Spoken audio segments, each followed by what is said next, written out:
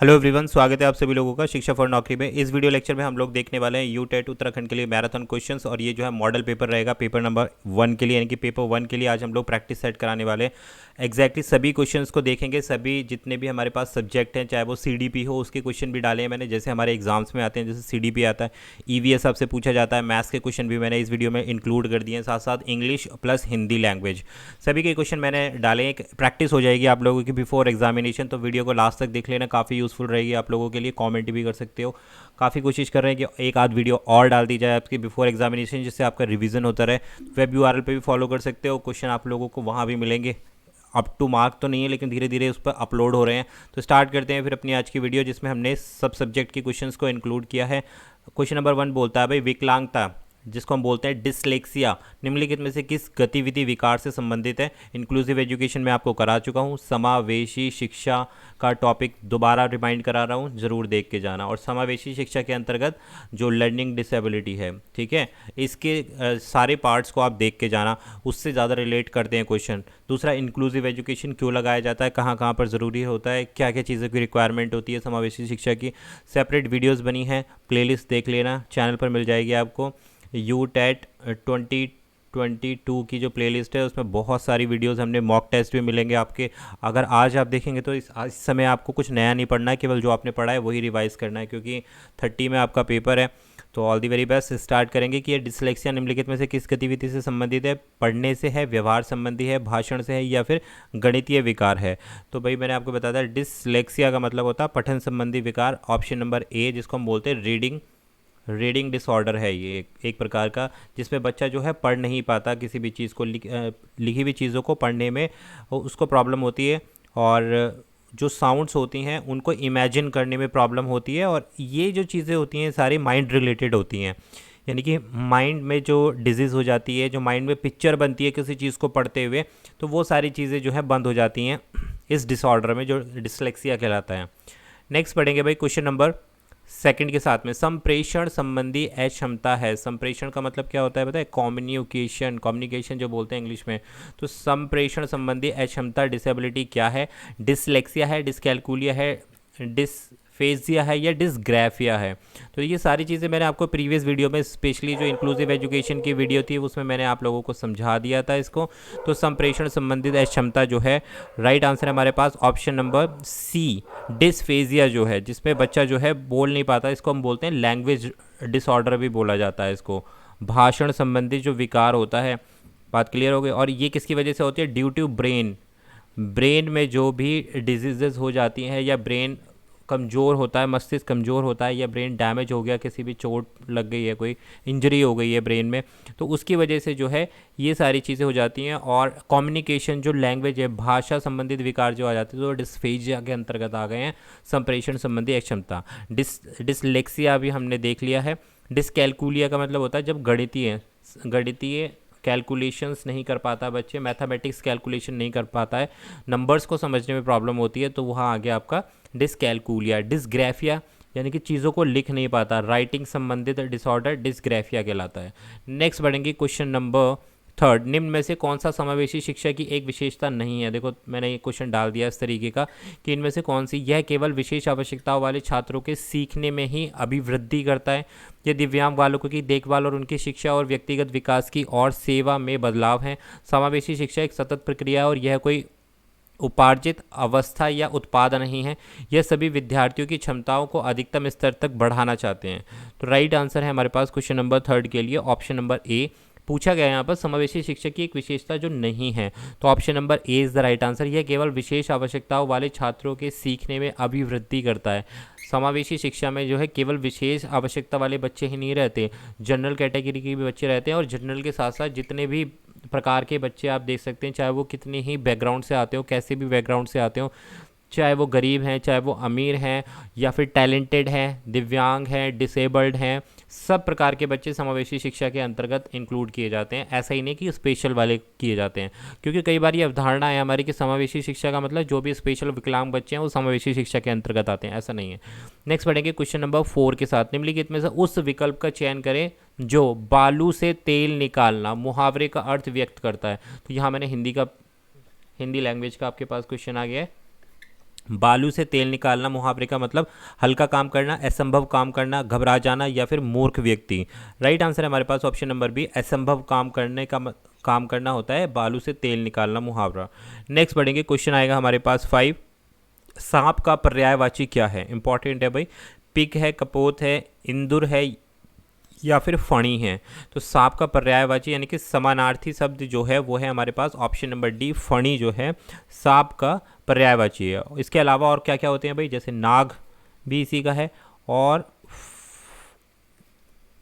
फणधर भी इसी का ही है, सर्प भी इसी का ही है। सर्प, फणधर, नाग या फणी सांप के पर्यायवाची हैं। अगर हम बात करें पिक का कि भाई ये पिक क्या है भाई, कोयल को बोलते हैं हम। इसका और पर्यायवाची कोकिला, श्यामा, ये सारे पर्यायवाची हैं कोयल के। कपोत को देखते हैं भाई, कपोत का मतलब होता है, पर्यायवाची है कपोत का कबूतर, ठीक है, या फिर कलरव। इंदुर का मतलब क्या होता है? इंदुर का मतलब होता है मूषक या फिर गणेश वाहन। तो ये है इंदुर का पर्यायवाची। क्लियर हो गए होंगे। नेक्स्ट क्वेश्चन नंबर आएगा हमारे पास 6। निम्न में से हितैषी शब्द में कौन सी संधि है? ये भी मैंने हिंदी से लिया है। हिंदी के काफ़ी सारे प्रैक्टिस सेट करा चुका हूँ भाई, काफ़ी सेपरेट वीडियो में मैंने मैराथन सीरीज़ में काफ़ी हिंदी डिस्कस की है, जरूर चेक करके जाना है, स्कोरिंग हो जाएगा आप लोगों के लिए यहाँ से। व्यंजन संधि, वृद्धि संधि, विसर्ग संधि या फिर यण संधि। तो 6 के लिए राइट आंसर है हमारे पास ऑप्शन नंबर बी। यहाँ पर हितैषी में वृद्धि संधि है भाई, और इसका संधि विच्छेद करें तो क्या बनेगा हमारे पास? हित जमा एशी बनेगा। ए जमा ए क्या बना रहा है? ए बना रहा है। तो ये क्या हो गया हमारे पास? वृद्धि संधि हो गया। Option number B is the right answer. Next आएगा हमारे पास क्वेश्चन नंबर 7। इंग्लिश का क्वेश्चन है भाई, इंग्लिश पैडागोजी से क्वेश्चन को यहाँ पर डाला गया है। Remedial teaching syllabus should be based on. Remedial teaching का मतलब क्या? उपचारात्मक शिक्षण किस चीज़ पर बेस्ड करता है? The teacher impression of language difficulties, student interest in learning a language, N analysis of error made by learners, N analysis of future needs of the learner.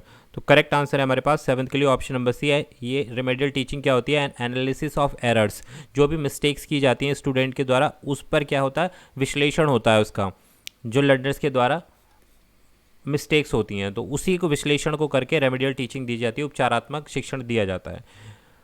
Next पढ़ते हैं क्वेश्चन नंबर 8 की ओर। A language has to, again English का question डाला है मैंने, question number 8 हम deal कर रहे हैं। A language has to phonetically connect होनी चाहिए, ग्रामेटिकली करेक्ट होनी चाहिए, अल्फ़ाबेटिकली या फिर सिस्टेमेटिकली। इंग्लिश का है भैया, इंग्लिश ग्रामर का क्वेश्चन है। इस तरीके के क्वेश्चन देखने के लिए मिल जाते हैं कि फोनेटिकली करेक्ट होनी चाहिए यानी कि प्रोनाउंसिएशन जब हम करते हैं, या फिर ग्रामेटिकल व्याकरण से संबंधित, अल्फ़ाबेटिकली या फिर सिस्टेमेटिकली किस तरीके से होनी चाहिए। तो राइट आंसर है हमारे पास ऑप्शन नंबर बी, जो लैंग्वेज है वो ग्रामेटिकली करेक्ट होनी चाहिए, यानी कि व्याकरण जो है भाषा का वो सही होना चाहिए, ठीक है। कोई भी अगर अपने भाव को व्यक्त कर रहा है तो उसके लिए मीडियम क्या होता है? भाषा। और भाषा में अगर आपका ग्रामर सही नहीं है तो अपने भाव को किस तरीके से, अपनी थॉट्स को कैसे एक्सप्रेस कर पाएगा और कैसे सामने वाला समझ पाएगा। Next question number 9। The best sequence for teaching English language is, जो सही तरीका है इंग्लिश लैंग्वेज को लर्न करने का क्या है? लिसनिंग पहले आएगा, स्पीकिंग, रीडिंग, राइटिंग, या स्पीकिंग पहले आएगा, लिसनिंग पहले आएगा देन स्पीकिंग, या इनमें से कोई नहीं। तो जो सही क्रम है जिससे आप इंग्लिश भाषा को सीख सकते हैं उसमें क्या है भाई? सबसे पहले आपको सुनना होगा, लिसन करना होगा चीज़ों को, ठीक है। देन स्पीकिंग, फिर बोलकर, उसके बाद पढ़कर, देन लिखकर। तो ये एक सही क्रम है, सुनो, बोलो, लिखो और पढ़ो, ऐसे भी याद रख सकते हो। तो option number A is the right answer for question number 9। Next question number 10 आ गया और ये ईवीएस का क्वेश्चन है भाई, सारी चीज़ें मैंने मिक्स की हैं। कन्नौज किसके लिए प्रसिद्ध है? लकड़ी पर नक्काशी, जामदानी वस्त्र, इत्र या फिर पटोला कढ़ाई। तो कन्नौज जो है भाई ये आपका ये प्रसिद्ध है इत्र के लिए। अच्छा क्वेश्चन है भाई, यानी कि परफ्यूम का एक हब माना जाता है, इंडिया की कैपिटल मानी जाती है, इंडिया की कैपिटल यानी कि इंडियाज़ परफ्यूम कैपिटल। अब इतना ज़्यादा यहाँ पर बिजनेस होता है इत्र का कि भाई ये जो है कन्नौज जो है भारत की परफ्यूम्स की कैपिटल मानी जाती है। तो option C is the right answer. Next आएगा क्वेश्चन नंबर 11। पौधों की एक प्रजाति, पी कोई प्रजाति है पौधों की जो काफ़ी बड़ी संख्या में बढ़ते हैं, लेकिन ये पूरी दुनिया में केवल भारत के उसी क्षेत्र में यानी कि टी भाग में ही पाए जाते हैं। तो प्रजाति के प्रकार की पहचान करें। इस प्रकार की प्रजाति को क्या बोलेंगे? विदेशी बोलेंगे, कमजोर बोलेंगे, स्थानिक बोलेंगे या फिर लुप्त प्राय बोलेंगे। तो देखो एक ही भाग में पाई जा रही है और एक ही जगह पर पाई जा रही है और पूरी दुनिया में केवल भारत के एक ही भाग में है और पी प्रजाति है। तो इसको हम बोलते हैं ऑप्शन नंबर सी, स्थानिक बोलते हैं। ऐसी स्पीसीज है, ये ऐसी प्रजाति है जिसको जो कहाँ पाई जा रही है? केवल एक स्थान पर ही पाई जा रही है। इसके अलावा होती है वल्नरेबल, जिसको यहाँ पर कमज़ोर लिखा है। वल्नरेबल क्या होती है भाई? ऐसी स्पीसीज, ऐसे प्लांट या फिर पौधों की ऐसी जो प्रजातियां हैं जो विलुप्त होने के कगार पर हैं, ठीक है, पूर्णतः जो विलुप्त नहीं हुए हैं। क्लियर हो गई। और एंडेंजर्ड स्पीसीज, जिसको लुप्त प्राय बोला जा रहा है, एंडेंजर्ड बोलते हैं इसको। इसका मतलब क्या है? ऐसी प्रजाति जो ऑलमोस्ट लुप्त हो चुकी हैं, ठीक है, तो उनको हम बोला जाता है लुप्त प्राय। बात क्लियर। नेक्स्ट बढ़ेंगे क्वेश्चन नंबर 12। हॉर्नबिल त्योहार डैश में मनाया जाता है। ये ईवीएस का क्वेश्चन है भाई। जो हॉर्नबिल त्योहार है वो कहाँ पर मनाया जाता है, ये आपसे पूछा गया। बढ़िया क्वेश्चन है। राजस्थान, नागालैंड, सिक्किम या फिर झारखंड।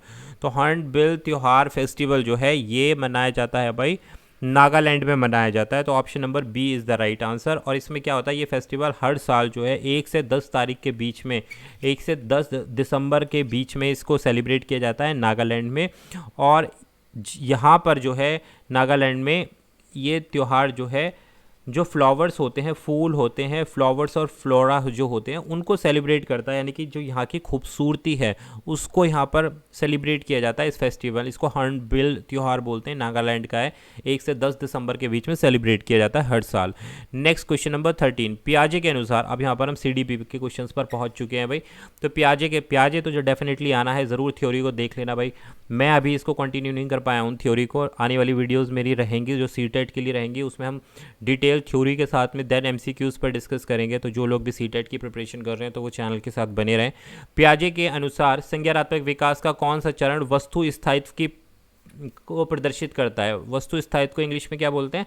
ऑब्जेक्ट परमानेंस बोलते हैं। कौन सी ऐसी अवस्था है? सेंसरी मोटर स्टेज है, या मूर्त संक्रियात्मक स्टेज है, पूर्व संक्रियात्मक स्टेज है, या मूर्त संक्रियात्मक स्टेज है? दोनों सेम ही हो गए, ये बी और डी ऑप्शन बिल्कुल सेम हो गए। तो राइट आंसर हमारे क्वेश्चन नंबर 13 का ये सेंसरी मोटर स्टेज होती है। इस स्टेज में क्या होता है? बच्चे में वस्तु स्थायित्व होती है, वो हमेशा के लिए सोता है। जैसे कोई टॉय है तो उस टॉय को वो रियल समझने लगता है, उसके लिए वही चीज़ जो है क्या रियलिटी में एग्जिस्ट करती है, उसको बोलते हैं वस्तु स्थायित्व। इस पीरियड में बच्चा सब चीज़ों को रियल समझता है। सेंसरी मोटर स्टेज 0 से बर्थ से 2 साल तक की अवस्था जो होती है। तो option number A is the right answer. पियाजे की चारों स्टेजेस को ज़रूर देख के जाना, सबकी क्या क्या स्पेसिफिकेशन है वो देखना ज़रूर। अब आते हैं लॉरेंस कोहलबर्ग ने कौन सा सिद्धांत दिया था? मॉरल डेवलपमेंट, नैतिक विकास का सिद्धांत किसके द्वारा दिया गया? कोहलबर्ग के द्वारा दिया गया है। तो ये भी भाई इंपॉर्टेंट है कि इस सिद्धांत के अनुसार एक कार्य करना और कुछ करना क्योंकि अन्यों ने इसे स्वीकृति दे दी है, ये नैतिकता के कौन से चरण का प्रतिनिधित्व करता है? तो मैंने आपको बताया था मॉरल डेवलपमेंट में 3 स्टेजेस दिए हैं और हर एक स्टेजेस में 2-2 चरण दिए हैं, यानी कि 2-2 इसके सब स्टेजेस दी गई हैं। तो कुल मिलाकर आपको हर एक चरण के बारे में पढ़ना है। तो यहाँ पर उत्तर पारंपरिक है, अमूर्त पारंपरिक है, पूर्व पारंपरिक है या फिर पारंपरिक है। तो इसमें से देखो लॉरेंस कोहलबर्ग ने इस अवस्था में ये बोला है। राइट आंसर देख लो पहले। राइट आंसर है हमारे पास बी, अमूर्त पारंपरिक, यानी किसको आप बोल सकते हैं नहीं यार, पारंपरिक बोलेंगे इसको। ऑप्शन नंबर डी इसका राइट आंसर है, अमूर्त नहीं है। कन्वेंशनल स्टेज, कन्वेंशनल बोला जाता है पारंपरिक को।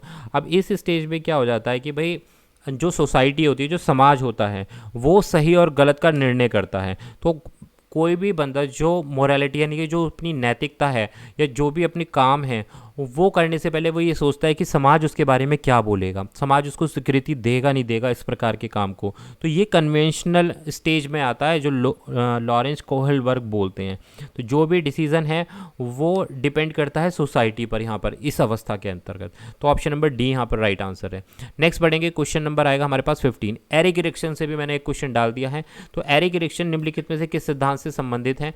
पारस्परिक सिद्धांत से, मनोसामाजिक यानी कि साइको सोशल से, बौद्धिक सिद्धांत या फिर शास्त्रीय अनुकूलन सिद्धांत। तो एरिक इरेक्शन की जो थ्योरी है वो पूछी गई है, वो किस चीज़ पर बेस्ड है? तो option number B is the right answer. Question number 15 ये है साइको सोशल, मनोसामाजिक सिद्धांत पर इनकी थ्योरी बेस्ड है। और ये बोलते हैं जो साधारण विकास होता है व्यक्ति का, जो वो पूरी लाइफ स्पैन जो है चलता रहता है, जो साधारण यानी कि नॉर्मल डेवलपमेंट जो होता है वो हर एक पूरे एंटायर लाइफ स्पैन में चलता रहता है। तो ये साइको सोशल इन्होंने अपना डेवलपमेंट की एक थ्योरी प्रस्तुत की है। बात क्लियर हो गई। और ये कहते हैं कि जो भी डेवलपमेंट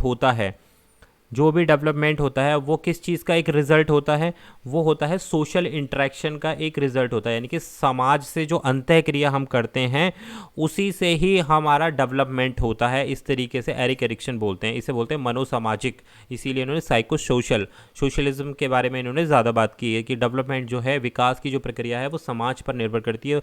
वहीं उसी वातावरण में, सोशल एनवायरनमेंट में जब आप रहोगे तो तब आपका जो है डेवलपमेंट होगा। इस तरीके से एरिक एरिक्सन ने बोला है अपनी इस पूरी थ्योरी में। किस तकनीक में छात्र शिक्षक के साथ परामर्श करके गतिविधियों का नियोजन और प्रदर्शन करता है? तो कौन सी ऐसी तकनीक है, कौन सी ऐसी टेक्निक है? पर्यवेक्षित है, मौखिक है, दोनों, ए और बी दोनों, या इनमें से कोई नहीं? कौन सी ऐसी टेक्निक है जिसमें नियोजन करता है और कौन सी टेक्निक लगाते हैं? तो राइट आंसर रहेगा ऑप्शन नंबर ए। इसमें इसको इंग्लिश में बोलते हैं सुपरवाइज्ड वर्क बोला जाता है। सुपरवाइज वर्क का मतलब समझते हो, जैसे सुपरवाइजर होता है। सुपरवाइजर का मतलब क्या होता है कि जो लेबर होती है उसको ऑर्गेनाइज करने का काम कौन करता है? कंपनीज में जो सुपरवाइजर होते हैं। इसी तरीके से यहाँ पे पूछा जा रहा है किस टेक्निक के माध्यम से छात्र शिक्षक के साथ परामर्श करके गतिविधियों का नियोजन यानी कि गतिविधि कर सकता है और उसका परफॉर्मेंस भी दिखा सकता है। तो भाई कंसल्ट कौन कर रहा है यहाँ पर? स्टूडेंट कर रहा है। किससे कर रहा है? टीचर के साथ में। तो ये क्या कैसी वर्क हुआ? सुपरवाइज्ड वर्क हुआ, किस टीचर के सुपरविजन में, जिसको हिंदी में बोलते हैं पर्यवेक्षित कार्य। नेक्स्ट आएगा हमारे पास क्वेश्चन नंबर 17। मैथमेटिक्स के पेडागोजी का क्वेश्चन डाल दिया मैंने। काफ़ी लोग बोल रहे थे भाई नहीं करा पाए क्योंकि टाइम की शॉर्टेज थी। गणित डैश का विज्ञान और भाषा है। प्रतिरूप यानी पैटर्न्स की, सामग्री की, ज्योमेट्री की, या इनमें से कोई नहीं? तो गणित किस चीज़ की भाई भाषा है? गणित डैश का विज्ञान और भाषा है। तो गणित जो है पैटर्न्स का, ऑप्शन नंबर ए, प्रतिरूप और पैटर्न्स का विज्ञान है और एक लैंग्वेज है, भाषा है। ठीक है, क्योंकि गणित की एक भाषा होती है, जैसे रीज़न, कोई भी कारण होता है मैथमेटिक्स में, ठीक है, या फिर सॉल्विंग प्रॉब्लम, समस्या समाधान होती है। तो ये इस तरीके से एक पैटर्न के रूप में चलता है मैथमेटिक्स हमारा। तो option number A is the right answer. Next question number 18। NCF 2005 से क्वेश्चन मैंने लिया है सीडीपी का। एनसीएफ 2005 के अनुसार डैश प्राथमिक स्कूलों में गणित की शिक्षा का एक मुख्य उद्देश्य जो नहीं होना चाहिए वो आपको बताना है। गणित में उच्च शिक्षा की तैयारी, बच्चे के चिंतन का गणितीयकरण करना, समस्या समाधान के कौशल को बढ़ाना, कोई विकल्प सही नहीं है। तो एनसीएफ 2005 के अकॉर्डिंग गणित की शिक्षा का एक मुख्य उद्देश्य जो नहीं है वो आपको बताना है। तो राइट आंसर है ऑप्शन नंबर ए, गणित में उच्च शिक्षा की तैयारी करना। तो ऐसा जो है एनसीएफ नहीं कहता। ये एनसीएफ के अकॉर्डिंग गणित की शिक्षा देने में एक प्रमुख उद्देश्य नहीं है। ठीक है, वो ये नहीं कहता है कि भैया गणित में केवल उच्च शिक्षा की ही तैयारी की जाती है। गणित अगर आपके पास है या गणित आप पढ़ा रहे हो तो केवल आप हायर एजुकेशन के लिए प्रिपेयर कर रहे हो बच्चे को, नहीं, ऐसा नहीं है। बच्चे के चिंतन का गणितीकरण करना, मैथमेटाइजेशन करना, बच्चे का प्रॉब्लम सॉल्विंग, समस्या समाधान के स्किल्स को बढ़ाना। तो दोनों के स्टेटमेंट सही हैं, बट जो सही नहीं है वो ऑप्शन नंबर ए है, यही पूछा गया था। नेक्स्ट क्वेश्चन नंबर आता है 19। कर्नाटक के किसान द्वारा खेत की मिट्टी को खोदकर नरम करने के लिए उपयोग किए जाने वाले औजार को क्या कहते हैं? ईवीएस का क्वेश्चन हो गया भैया आपका। इसको बोलते हैं इंगेलो बोलते हैं, कुरुकेगो बोलते हैं, खूटी बोलते हैं, खुरपी बोलते हैं। तो क्वेश्चन नंबर 9 के लिए राइट आंसर है ऑप्शन नंबर सी, खूटी बोलते हैं यहाँ पर, कि जो कर्नाटक में किसान द्वारा खेती करके खोद कर नरम बनाई जाती है। कहीं पर पश्चिमी उत्तर प्रदेश में इसको खुरपी बोला जाता है। इन्होंने क्या बोल दिया? कर्नाटक में खूटी बोल दिया। वही है जिसके थ्रू आप गार्डनिंग करते हैं, छोटा सा टूल होता है, खुरपा भी बोलते हैं, खुरपी भी बोलते हैं, और कर्नाटक में इन्होंने खूटी बोल दिया। नेक्स्ट बढ़ेंगे भाई question number 20। Reading a magazine is a type of dash reading, कि आप कोई भी मैगजीन पढ़ रहे हो। इंग्लिश का क्वेश्चन है, बहुत ही इंपॉर्टेंट क्वेश्चन है भाई। ये क्वेश्चन आते हैं इस तरीके के कि मैगजीन को पढ़ना किस प्रकार की रीडिंग है, इंटेंसिव रीडिंग, एक्सटेंसिव, लाउड, या फिर स्कैनिंग। तो भैया इतने प्रकार की हमारे पास रीडिंग होती है। देखो, तो इंटेंसिव रीडिंग का क्या मतलब होता है? तो यहाँ पर कोई भी मैगजीन जब आप पढ़ते हो तो उस प्रकार की रीडिंग हमारी कहलाती है इंटेंसिव रीडिंग कहलाती है। ठीक है, नहीं, एक्सटेंसिव कहलाती है, sorry. Option number B is the right answer. अब देखो कैसे डिफ्रेंशिएट करोगे। मैगजीन पढ़ना आप किस लिए पढ़ते हो? अपने एंटरटेनमेंट के लिए पढ़ते हो, फन के लिए पढ़ते हो, ठीक है। कोई स्पेसिफिक रीज़न नहीं है आपका मैगजीन पढ़ने के लिए, कि मतलब एक पर्टिकुलर कोई गोल नहीं है कि हाँ आप किस लिए पढ़ रहे हो, जस्ट एक मज़े के लिए पढ़ रहे हो, फन के लिए पढ़ रहे हो। न्यूज़पेपर क्या, न्यूज़पेपर में आप क्या करते हो कि एक पर्टिकुलर इन्फॉर्मेशन के लिए आप पढ़ते हो। तो यहाँ पर कोई एक स्पेसिफिक पर्पज़ नहीं है आपका मैगजीन पढ़ने के लिए, केवल मौज मस्ती के लिए पढ़ रहे हो, फन के लिए। तो इस प्रकार की रीडिंग को एक्सटेंसिव रीडिंग बोला जाता है, ठीक है। बात क्लियर। नेक्स्ट बढ़ेंगे, क्वेश्चन नंबर 21 को डील करते हैं। भाषा के क्रियात्मक पहलू को भाषा अधिगम के डैश साथ बढ़ावा मिलता है। तो भाई ये हिंदी लैंग्वेज का पेडागोजी का क्वेश्चन आ गया। इसको हम क्या बोलेंगे? भाषा के क्रियात्मक पहलू को भाषा अधिगम के डैश के साथ बढ़ावा मिलता है। संप्रेषणात्मक उपागम, संरचनात्मक उपागम, रचनात्मक उपागम या फिर परंपरागत उपागम। तो राइट आंसर रहेगा क्वेश्चन नंबर 21 के लिए, what will be the right answer? Option number 1 will be the right answer, या ऑप्शन नंबर ए, आप कुछ भी बोलते हैं, इसको बोलते हैं संप्रेषणात्मक उपागम। भाषा के क्रियात्मक पहलू को भाषा अधिगम के संप्रेषणात्मक उपागम के साथ में बढ़ाया जाता है। तो देखो संप्रेषणात्मक उपागम जो है कितने प्रकार के होते हैं? ये होते हैं भाई 2 प्रकार के होते हैं उपागम। देखो यहाँ पर शाब्दिक वर्ड्स के माध्यम से, और दूसरा होता है अशाब्दिक, ठीक है भैया, बात क्लियर हो गई। तो next option number A is the right answer. Question number 22 देखते हैं भाई। नेक्स्ट 22 ग्रहणात्मक कौशलों में शामिल है। क्या है भाई? सुनना बोलना, बोलना लिखना, सुनना पढ़ना या फिर पढ़ना लिखना। ये स्किल्स के बारे में बात हो रही है। तो राइट आंसर रहेगा हमारा 22 के लिए, सुनना और बोलना जो है ग्रहणात्मक कौशलों में शामिल है। ऑप्शन नंबर 22 का option A is the right answer. सुनना बोलना, बोलना लिखना, सुनना पढ़ना या पढ़ना, या भाई ऑप्शन सी, सॉरी करेक्ट करो इसको, option C is the right answer for question number 22। सुनना और पढ़ना ग्रहणात्मक कौशलों का एक में शामिल किया जाता है। तो भाई ये था हमारा आज का एक मॉक टेस्ट जो आप लोगों के लिए मैंने प्रिपेयर किया था। एक प्रैक्टिस सेट कह सकते हो आप, जो भी आप एक प्रैक्टिस सेट या फिर मॉडल सेट पेपर 1 के लिए डिस्कस किया था। आई होप आपको काफ़ी ज़्यादा हेल्प करेंगे ये सारे जितने भी हमने क्वेश्चंस को डिस्कस किया है। वीडियो पसंद आ गई हो तो लाइक कर देना, चैनल पर नए हो तो सब्सक्राइब करना। तो all the very best for your examination. CDP को बहुत अच्छे से प्रिपेयर करो, साथ में ईवीएस प्रिपेयर करो, हिंदी और इंग्लिश लैंग्वेज पर ध्यान दो, मैथमेटिक्स की पेडागोजी ज़्यादा कंटेंट वाला पार्ट सॉल्व करने की कोशिश मत करना। आता है तो बेशक सॉल्व करो, और नहीं आता, वीक हो तो भाई जितना आता है उतना अटेम्प्ट करना, बाकी सारे पार्ट्स में से ज़्यादा अटेम्प्ट करने की कोशिश करना। Thank you for watching this video.